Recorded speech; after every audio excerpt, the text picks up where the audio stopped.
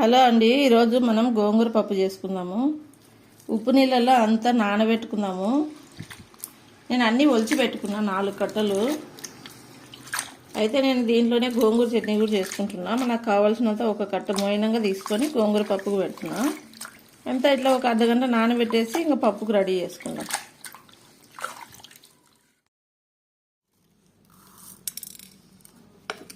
Tea cup అంతా కందిపప్పు తీసుకున్నా నేను.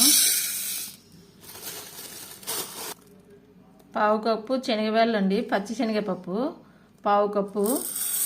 గోంగూర పప్పులో వేసుకుంటే చాలా టేస్ట్ వస్తుంది. అన్ని బ్యాళ్ళు శుభ్రంగా కడిగి పెట్టుకుందాము. మనం కొలతలతో పోసుకున్నాం కదా, శుభ్రంగా కడిగి పెట్టుకుందాం. బ్యాళ్ళు శుభ్రంగా కడిగి పెట్టుకున్నాను. నేను ఇంత చిన్న కప్పుతో తీసుకున్నా చూడండి. అన్నీ కడిగి పెట్టుకుందాము. కూరగాయలు 3 ఎల్లిపాయ పీసులు తీసుకున్నా నేను పప్పులోకి. 3 ఎల్లిపాయ పీసులు, 3 టమోటాలు తీసుకున్నా గోంగూర పప్పులోకి. చింతపండు చిన్న పిచ్చ తీసుకున్నా, నిమ్మకాయలో సగం అంత ఉంటుంది అంతే. వీటిని కడిగి కట్ చేసి వేసుకుందాము. టమోటాలను కూడా కడిగి కట్ చేసుకుందాము.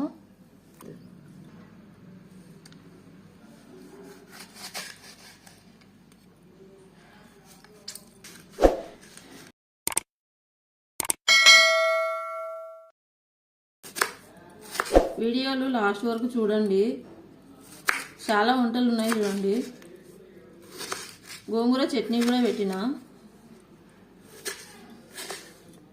కొత్తగా ఎవరైనా చూస్తుంటే సబ్స్క్రైబ్ చేసుకోండి. అన్నీ ఇంత చిన్న సైజులో కట్ చేసేసుకుందాము. గోంగూర పప్పు కదా, టమోటా చింతపండు అవన్నీ అవసరం లేదా, ఏం లేదు. గోంగూరను బట్టి దాని పులుపుని బట్టి ఇవి కూడా వేసుకోవాలి.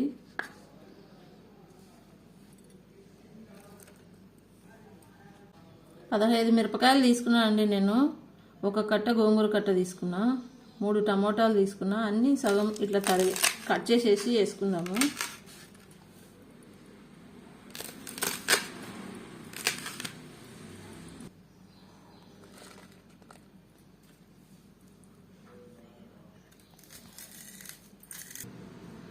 నేను 1 గడ్డ తీసుకున్న ఉల్లిగడ్డ.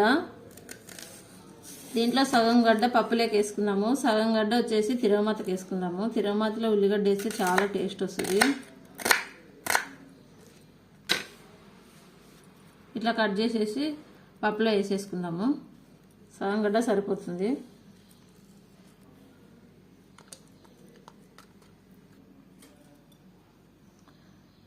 పసుపు అండి, సగం స్పూన్ వేసుకున్నా పసుపు.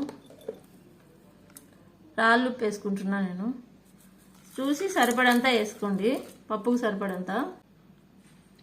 1 స్పూన్ ఆయిల్ వేసుకుందాము, పప్పు మెత్తగా అయిపోకుండా. గోంగూర అంతా కడిగి పెట్టుకున్నా నేను. అంతా చిన్న చిన్న ఆకులుగా కట్ చేసుకుందాము. గోంగూరని శుభ్రం కడిగి పెట్టుకున్నాం కదా.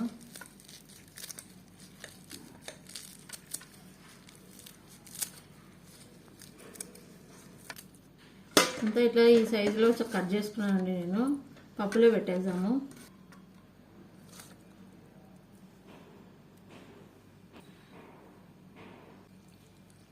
రెండు గ్లాసులు వాటర్ పోసుకుందాము.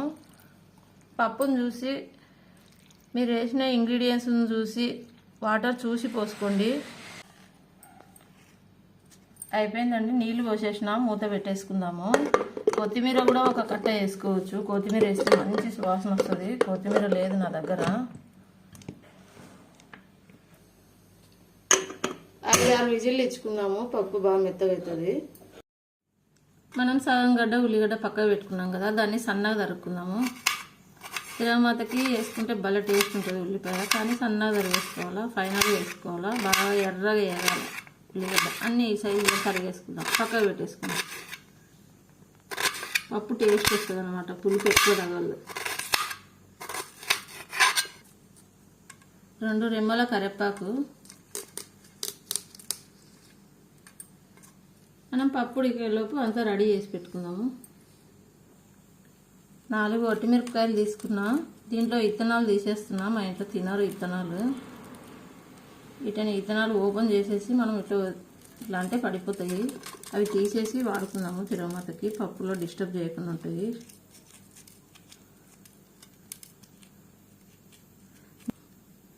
మీకు ఇష్టమైతే అట్లే ఇత్తనాలతో వేసేసుకోవచ్చు. ఇన్ని ఇత్తనాలు వచ్చేసినాయి, అన్నీ తీసేస్తున్నాను నేను. ఒక గడ్డ ఎల్లిపాయలు ఒలిచి పెట్టుకుందాము తిరుమతకి.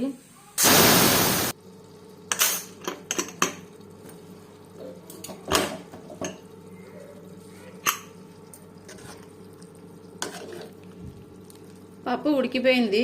మనకి ఎంత వాటర్ కావాలో ఇప్పుడు చూసి, కారం కూడా సరిపోతుందా లేదా ఎక్కువ అవుతుందా చూసి, పప్పును చూసి కొంతసేపు స్టవ్ వెలిగించుకోవాలి వాటర్ ఎక్కువ ఉంటే. 1/2 టీ స్పూన్ కారం వేసుకుంటున్నా నేను టేస్ట్ కోసము.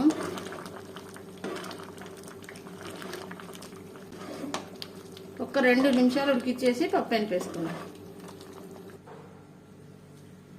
పప్పు ఉడికింది కదా, ఎనిపేసుకుందాము. మెత్తగా ఎనుపుకోవాలనిపిస్తే మెత్తగా ఎనుపుకోవాలి, బ్యాళ్ళు ఉండాలి అనుకుంటే చూసి బ్యాళ్ళు ఎనుపుకోవాలి. మెత్తగా ఎనుపుకోవాలంటే నీళ్ళు వచ్చేసి ఎనుపుకుంటే మెత్తగా అయిపోతుంది. మనం ఇట్లే వాటర్ ఉంచుకొని ఎనుపుకున్నాం అనుకోండి, మనకు మెత్తగా అయిపోతుంది పప్పు, బాగా టేస్ట్ ఉంటుంది. అక్కడక్కడ పప్పులు తగులుతాయి.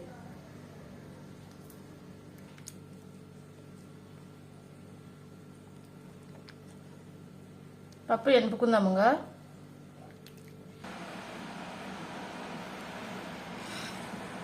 పప్పు అంతా మెత్తగా ఎనిపేసిన తిరగమాత వేసుకుందాము. అక్కడక్కడ పప్పులు ఉన్నాయి చూడండి, శనగపప్పు బాగా టేస్ట్ ఉంటుంది. వాటర్ అంతా వంచేసినామంటే మనము పప్పులు అన్నీ మెత్తగా అయిపోతాయి, పిండిలాగా రవ్వ రవ్వ అవుతుంది. ఇట్లే ఎనిపితే తిరగమాత వేసుకుందాము. సరిపడంత ఆయిల్ వేసుకుందాము. నేను 2 గంటలు వేసుకున్నా. 1 స్పూన్ ఆవాలు, 1 స్పూన్ జీలకర్ర, ఎల్లిపాయలు వేసి పెట్టుకోవాలి, మిరపకాయలు,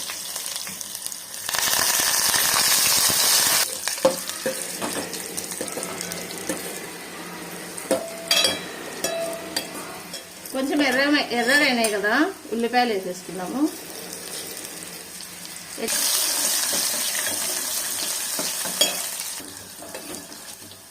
మంట సన్నగా పెట్టుకొని అన్నీ ఎర్రగా వచ్చేంత వరకు, పచ్చి వాసన పోయేంత వరకు వేయించుకోవాలి. ఉల్లిపాయలు ఎల్లిపాయలు అన్నీ. పప్పు చాలా టేస్ట్ ఉంటుంది, తిరగమాతే రుచి. శనగపప్పు మినప్పప్పు కూడా వేసుకోవచ్చు.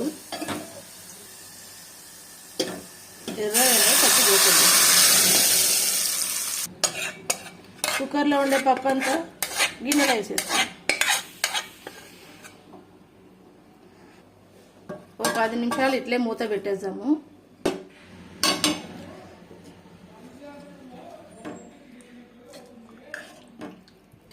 పప్పు గుమగుమలాడుతుందండి.